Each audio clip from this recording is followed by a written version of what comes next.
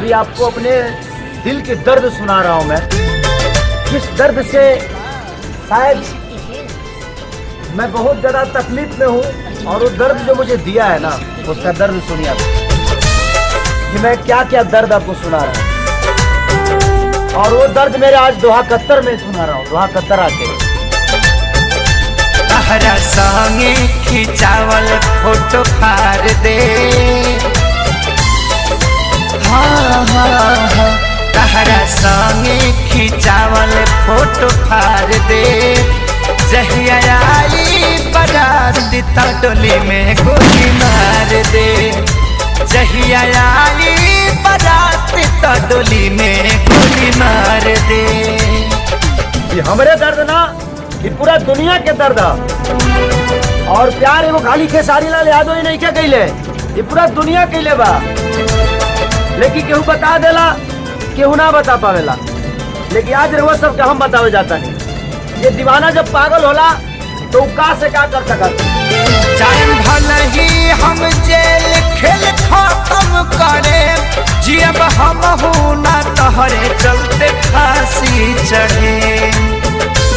और वो दर्द के कारण केहू और ना, सिर्फ लड़कियां होती हैं। भले ही हम जेल खेल खत्म करे, जियब हम हूँ ना तहरे चलते फांसी चढ़े।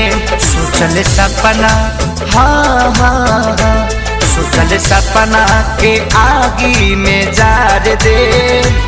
जहिया आई बारात त डोली में गोली मार दे। जहिया आई बारात त डोली में गोली मार दे।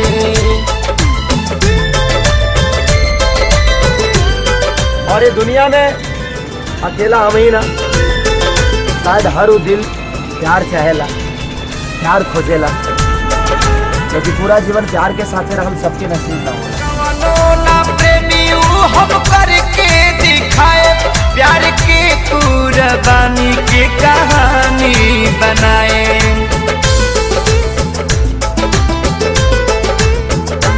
कैलस कवनो ना प्रेमी हम करके दिखाए, प्यार के कुर्बानी की कहानी बनाए। पे तोहरा मारो के, हाँ हाँ हाँ, तोहरा मारो के सजावट बिगाड़ दे।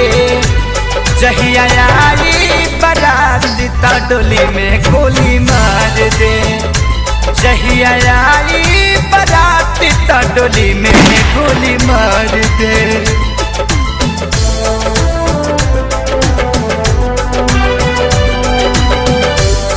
और ये आशिकी में सिर्फ बर्बाद भलाऊ, ये हर चीज से भूल के क्योंकि आपन मान ले।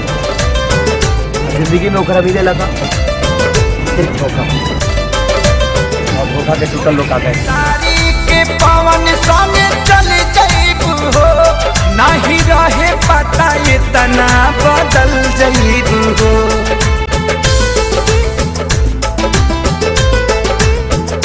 छोड़ खेसारी के पवन संग चल जाइबू हो, नहीं रहे पता इतना बदल जाइबू हो। बाकी मुआलो के, हाँ हाँ हाँ, बाकी मुआलो के बाद तो के प्यार दे। जहिया आई बारात त डोली में गोली मार दे। जहिया आई बारात डोली में गोली